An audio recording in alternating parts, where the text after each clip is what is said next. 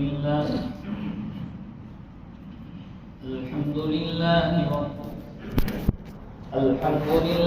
نحمده ونستعينه ونستغفره ونؤمن به ونتوكل عليه ونعوذ بالله من شرور أنفسنا ومن سيئات أعمالنا من يهده الله فلا مضل له ومن يضلله فلا هادي له ونشهد أن لا إله إلا الله وحده لا شريك له ونشهد أن سيدنا ومولانا محمدا عبده ورسوله صلى الله تعالى عليه وعلى آله وأصحابه وسلم تسليما كثيرا كثيرا وداعيا إلى الله بإذنه وسراجا منيرا أما بعد فأعوذ بالله من الشيطان الرجيم بسم الله الرحمن الرحيم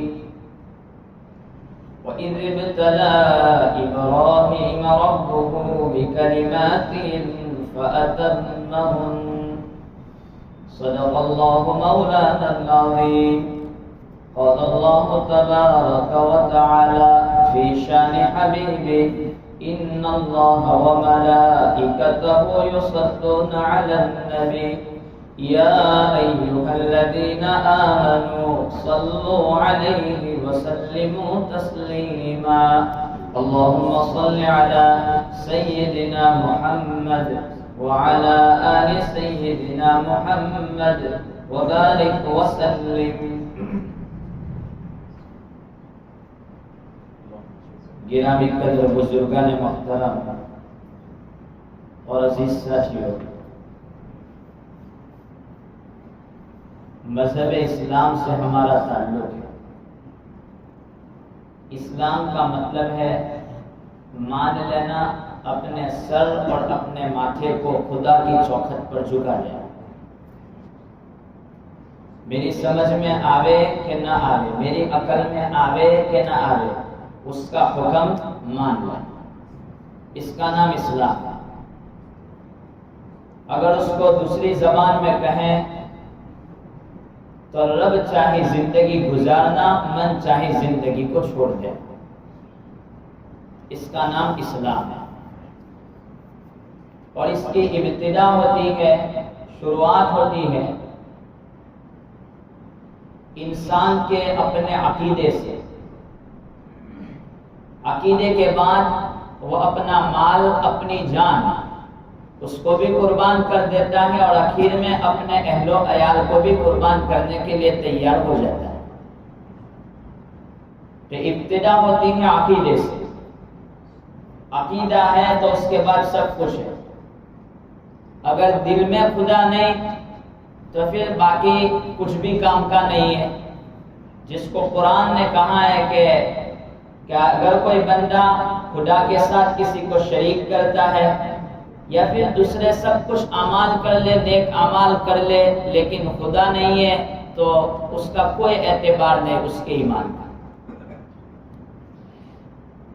تو عقیدے سے جس کی ابتدا ہوتی ہے اور ختم ہوتا ہے، آدمی اپنے اہل و عیال کو بھی قربان کر دے، قربانی پر اس کا اختتام ہوتا ہے. اور آئندہ مہینے میں ہم قربانی کریں گے 15 دن کے بعد. تو اس قربانی کا مقصد بھی یہی ہے کہ عقیدے سے شروع ہوا اور قربانی پر ختم ہوا. حضرت ابراہیم علیہ السلام کی زندگی آپ ابتدا دیکھیں اور آخر میں قربانی بھی دیکھیں. یہ پورا اسلام کا نچوڑ ہے. قرآن کریم میں حکم دیا گیا کہ آپ ملت ابراہیم کی پیروی کریں. حضرت نبی کریم صلی اللہ علیہ وسلم سے سوال کیا گیا ما هذه الاضاحی، یہ قربانی کیا چیز ہے؟ تو فرمایا سنت ابیکم ابراہیم، تو ابتدا عقیدے سے، انتہا قربانی پر۔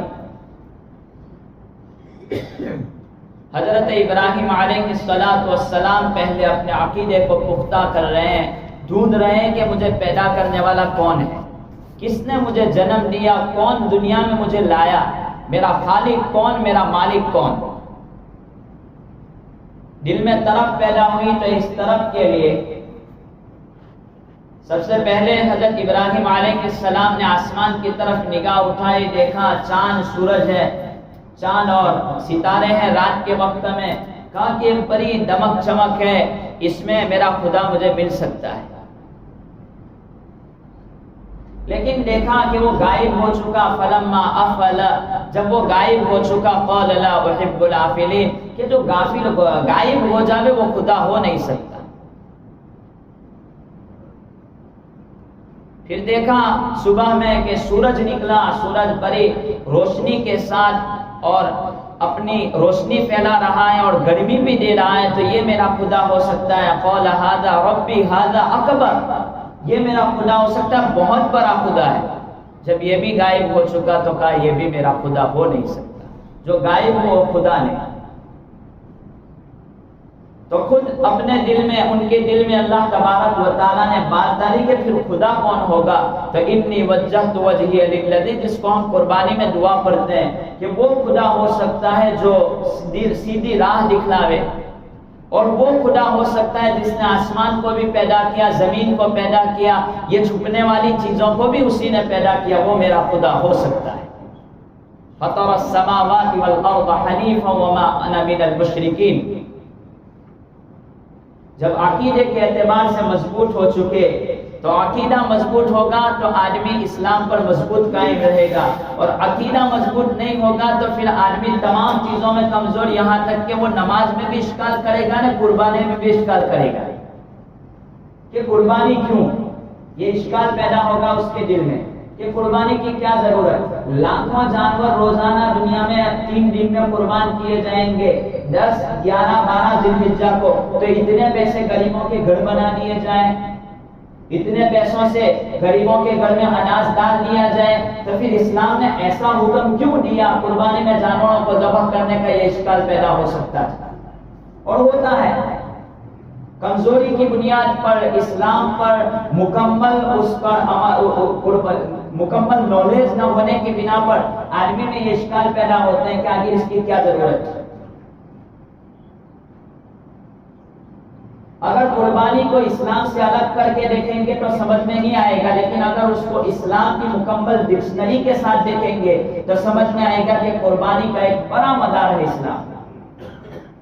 ہم ہندوستان میں 15 اگست اور 26 جنوری کو سرکار بہت بڑے انتظامات کے ساتھ یہ ملک میں یہ آزادی کے جشن کو مناتی، اور لاکھوں کروڑوں روپے خرچ ہوتے ہیں اس میں، ہر جگہ پر مٹھائیاں تقسیم کی جاتی ہیں، چاکلیٹ تقسیم کیے جاتے ہیں۔ حالانکہ یہی پیسے اگر آپ حکومت سے کہیں کہ ان پیسوں کو خرچ نہ کریں بلکہ ان پیسوں سے غریبوں کے گھر بنا دیے جائیں، غریبوں کا بھلا کیا جائے، وہ نہیں مانیں گے۔ یہ ہمارا تعلق اس ملک کے ساتھ یہ ختم نہیں ہو سکتا۔ یہاں کی بات نہیں، آپ کسی بھی ملک میں چلے جائیں، مذہب اسلام کا قربانی کے ساتھ وہی تعلق اور وہی جوڑ ہے۔ حضرت مولانا اشرف علی تھانوی نور اللہ مرقدہ نے اس بات کو سمجھایا ہے کہ ایک آدمی اپنے بھونکا یا اپنے سر یا اپنی داڑھی کا بال توڑ کر کے اپنی ہتھیلی پر رکھے، نے وہ بال توڑ کر کے یوں کہے کہ یہ ہمارا بال کتنا اچھا لگتا ہے، کتنا خوبصورت ہے، تو کوئی کہنے والا کہے گا یہ بال کو تو کیا کرے گا، اس بال کو اٹھا کر کے پھینک دے، اس کا تو ویلیو مجھے دکھلا رہا ہے۔ لیکن وہی بال اگر بھون پر ہو یا آپ کے سر پر ہو یا آپ کی داڑھی پر ہو تو کہیں گے کہ اس کے بال بڑے اچھے لگتے ہیں، بہترین بال ہے، اس کی داڑھی بڑی اچھی ہے، اس کے بھون بہت اچھے ہیں، وہاں ایک مقام دے گا، اس کو خوبصورتی کا نظارہ نظر آئے گا کہ اس کے بال کی وجہ سے بھون بڑے ہیں یا اس کے بھون بہترین ہیں، اس لیے آدمی خوبصورت نظر آتا ہے۔ توڑ کر کے رکھتے ہیں تو اس کا کوئی ویلیو نہیں، جوڑ کر کے رکھتے ہیں تو خوبصورت آدمی نظر آتا ہے۔ اسی طرح قربانی کو اگر اسلام سے الگ کر کے دیکھو گے تو کوئی بات سمجھ میں نہیں آئے گی، لیکن اگر قربانی کو اسلام سے جوڑ کر کے دیکھو گے تو مزہ آئے گا کہ یقیناً یہ اسلام میں ایسی چیز ہے کہ اس کے بغیر خوبصورتی ہی نہیں۔ حضرت ابراہیم علیہ السلام کا عقیدہ ابتدا میں بنا کہ خدا تو میرا وہ ہے جس نے آسمان و زمین کو پیدا کیا۔ کہا کہ ایسی بات ہے تیرے دل میں یہ بات جم گئی؟ اللہ کہتے ہیں جم گئی؟ کہا کہ ہاں جم گئی، اللہ تیرے علاوہ میرا کوئی خدا نہیں۔ کہا کہ نہیں مانا تو کہا چل دیکھتا ہوں تیرا خدا کون ہے، دیکھ تیرے باپ کو۔ حضرت ابراہیم نے اپنے باپ سے کہا کہ ابا یہ مورتیوں کو آپ اپنے ہاتھوں سے تلاش کرتے ہیں، یہ خدا کیسے ہو سکتا ہے؟ کہا کہ میں گھر سے نکال دوں گا اگر ایسا بولا تو، اور بادشاہ تجھے سزا دے گا، قتل کر ڈالے گا۔ یہ پہلا سبق تھا عقیدے کا۔ آج کل تو یہ تو باپ کو کہا تھا نا، بادشاہ کو کہا تھا، آج آدمی اپنے بیٹے کو بھی کہنے کو تیار نہیں ہے بیٹا نماز پڑھ ورنہ گھر سے نکال دوں گا۔ کہا کہ اب یہ میرا بیٹا چلا جائے گا تو پھر یہ کیا کرے گا، میرے بڑھاپے کا سہارا چلا جائے گا، میں کیسے اپنے بیٹے کو کہہ سکتا ہوں؟ دنیا میں ایسے بھی لوگ بھی گزرے ہیں جنہوں نے اپنے گھر پر بورڈ لگایا کہ بے نمازی کا داخلہ ممنوع ہے، میرے گھر میں بھی بے نمازی داخل نہیں ہوگا۔ تو بیٹا آیا ایک مرتبہ، بیٹے نے آ کر کے کہا کہ ابا میں ہوں، میں گھر میں آنا چاہتا ہوں۔ کہا نماز پڑھی؟ تو کہا نماز نہیں پڑھی۔ تو کہا چل جا گھر سے باہر۔ رات تھی، مسجدیں بند تھی، صبح کے وقت فجر پڑھ کے آیا۔ آپ نے پوچھا کیا ہوا؟ تھا کہ ابھی نماز پڑھ کے آیا۔ تو کہا تو آجا گھر میں ورنہ نکل جا۔ تو اب تو بیٹے کو نہیں کہہ سکتے کہ یہ کیا مسئلہ ہے۔ تو پہلی بات عقیدہ مضبوط ہوا، باپ کو کہہ دیا کہ ابا یہ چیز غلط ہے، اس کی پوجا نہیں کر سکتے جس کو ہم اپنے ہاتھوں سے بناتے ہو۔ کہا کہ اتنی بات مضبوط ہے؟ کہا کوئی مسئلہ نہیں ہے، میں نہیں مانتا۔ تھوڑے آگے چلے تو کہا کہ یہ واقعہ پورا طویل ہے، آگ میں ڈالنے کا اس کو میں ذکر نہیں کرتا، یہ عقیدے کا مسئلہ سمجھا رہا ہوں۔ تھوڑے کچھ مدت کے بعد اب ان لوگوں کی طرف سے تکلیفیں شروع ہوئی تو اللہ تبارک و تعالیٰ نے کہا یہ علاقہ چھوڑ دو نا، آپ چلے جاؤ دوسرے ملک۔ کہا کہ یہاں آپ کو عمل کرنے نہیں دیں گے لوگ۔ کہا چھوڑ دو؟ تو کہا ہاں چھوڑ دو۔ اللہ کا فضل ہے اس ملک میں نماز پڑھنے میں کوئی رکاوٹ نہیں ہے۔ کون آپ کو مسجد میں آنے سے روکتا ہے؟ کون آپ کو روزے رکھنے سے روکتا ہے؟ کون آپ کو حج میں جانے سے روکتا ہے؟ الحمدللہ ہم آزادی کے ساتھ تمام اعمال کر سکتے ہیں، یہ بڑی خوشی کی بات ہے۔ کہیں کہ پھر مجھے کیا ضرورت ہے وطن کو چھوڑنے کی، یہاں پر میں آسانی کے ساتھ عمل کر سکتا ہوں۔ کہا کہ اصل میں یہ چیز کی ضرورت اس لیے کہ تیرے دل میں عقیدہ مضبوط نہیں بیٹھا، تیرے دل میں خدا کی ذات نہیں بسی اب تک۔ تو کہا کون کہتا ہے؟ میں نماز تو پڑھتا ہوں۔ کہا کہ پکی بات؟ ہاں میں نماز بھی پڑھتا ہوں، میں قرآن بھی پڑھتا ہوں، پکی بات ہے۔ تو پھر مجھے کیا ضرورت ہے اس عقیدے کو اور زیادہ مضبوط کرنے کی؟ پکی بات۔ تو تیرے یہاں پر جو ناجائز کام ہوتے ہیں تیرے گھر پر، تیرے محلے میں، تیری سوسائٹی میں، تیرا عقیدہ اگر مضبوط ہوتا تو یہ کام تیرے ذریعے پوری امت میں اور تیرے دل میں بس زیادہ تو اس کو روکنے والا بن جاتا۔ کہا کہ مجھے کیا پرواہ ہے، لوگ جو چاہیں کریں، میں تو نماز پڑھتا ہوں، مجھے لوگوں کی کیا فکر۔ کہا بڑی اچھی بات ہے، تیرے پڑوس میں آگ لگ جائے گی تو گھر میں سویا رہے گا کہ اٹھ جائے گا؟ تیرے پڑوس میں آگ لگے گی تو گھر میں سوئے گا کہ جاگ جائے گا؟ اگر تجھے اس بات کا یقین ہے کہ یقیناً یہ آگ میرے گھر میں آنے والی ہے تو مجھے اس کو بجھانے کی بالکل ضرورت ہے۔ نہیں میں اٹھ جاؤں گا، اگر نہیں میرا دشمن بھی ہوگا تو میں پانی کے لیے چلا جاؤں گا، لوگوں کو بلاؤں گا جلدی آگ بجھاؤ۔ کیوں؟ تو کہا یقیناً میرے گھر میں آنے والی بات ہے۔ تو کہا کہ مجھے عقیدے میں مضبوطی ہے، میں نماز پڑھتا ہوں، میں روزے رکھتا ہوں، اگر میرا دل کسی ناجائز چیز کو روکنے میں میرا دل گواہی نہیں دیتا ہے تو ابھی میں اپنے ایمان میں کچا ہوں، میں ابھی اپنے ایمان میں کچا ہوں۔ نہیں، یہ حدیث سے بات ہے۔ حضرت نبی پاک صلی اللہ تعالی علیہ وسلم نے بتایا کہ اگر کوئی ناجائز کام کو دیکھو تو اس کو پہلے ہاتھ سے روکو، اور اگر نہیں روک سکتے تو زبان سے کہو، نہ اگر یہ بھی نہیں کر سکتے تو دل میں کم سے کم برا مانو، نہ اگر یہ نہیں ہے تو آپ کے اس کے نیچے ایمان کا کوئی درجہ نہیں ہے۔ تو ہم سب کو اپنے ایمان کو تتولنے کا بہترین ذریعہ کہ اگر میں دل میں برا نہیں مانتا ہوں تو میرے دل میں ایمان کی کتنی قدر ہے وہ خود دیکھ لیں، کتنی نافرمانیاں۔ یہ دوسری بات حضرت ابراہیم علیہ السلام کو بتائی گئی کہ اگر آپ اسلام پر عمل نہیں کر پا رہے ہیں، ایمان پر نہیں چل پا رہے ہیں، تو آپ چھوڑ دو اپنے وطن کو۔ نے کیا کرو؟ تو کہا سب کو چھوڑ دو گے تو آپ کو یکسوئی ملے گی، نہیں ملے گی تو کیا ہوگا؟ آپ اپنے خدا کی طرف آ جائیں گے۔ اب تیسرے نمبر پر حضرت ابراہیم، میں 3 بڑی باتوں کو ذکر کرتا ہوں، میں لمبی تفصیل اس پر نہیں کروں۔ نے پھر تیسری بات پر حضرت ابراہیم علیہ السلام کو کہا کہ آپ اپنے بیٹے پر چھری چلا دو۔ تو کہا بیٹے پر چھری چلانا؟ کہا ہاں چلا دو۔ کہا کیوں؟ کیونکہ یہ محبت کا، اللہ تبارک و تعالیٰ کی محبت کے بیچ میں ایک آڑ بنا ہے۔ سوال پیدا ہو سکتا ہے کہ حضرت ابراہیم نے خواب دیکھا تھا 8 کو، 9 کو بھی دیکھا، نے 10 کو عمل کیا، تو پہلے 2 دن عمل حضرت ابراہیم نے کیوں نہیں کیا؟ اگر نبی تھے تو نبی کا خواب تو وہی ہوتا ہے، تو 8 9 کو عمل کیوں نہیں کیا، نے 10 کو کیوں عمل کیا؟ تو وجہ اس کی ہے کہ اس سے پہلے بیٹے کی قربانی کا کوئی سلسلہ دنیا میں تھا نہیں، بیٹے پر چھری چلانے کا جب سلسلہ تھا نہیں بیٹے پر قربانی کا، تو یہ بات ایک انوکھی تھی۔ تو اس وجہ سے دل میں سوال ہو سکتا تھا کہ بیٹے کو ذبح کرنا، چلو میری کوئی غلطی ہے، پھر سے اللہ تبارک و تعالیٰ میری رہنمائی کریں گے۔ تو تیسرے دن میں حقیقت میں نکلایا گیا کہ نہیں، بیٹے کو قربان کرنا۔ چنانچہ حضرت ابراہیم علیہ السلام اس کو لے کر کے چلے گئے، ان کی قربانی کے لیے تیار ہو گئے۔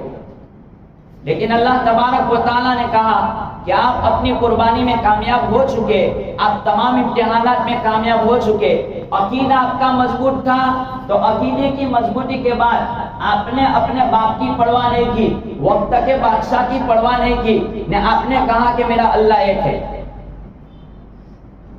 حضرت ابراہیم علیہ السلام کی 3 چیزیں قرآن میں ذکر کی، چاند، سورج اور ستارے۔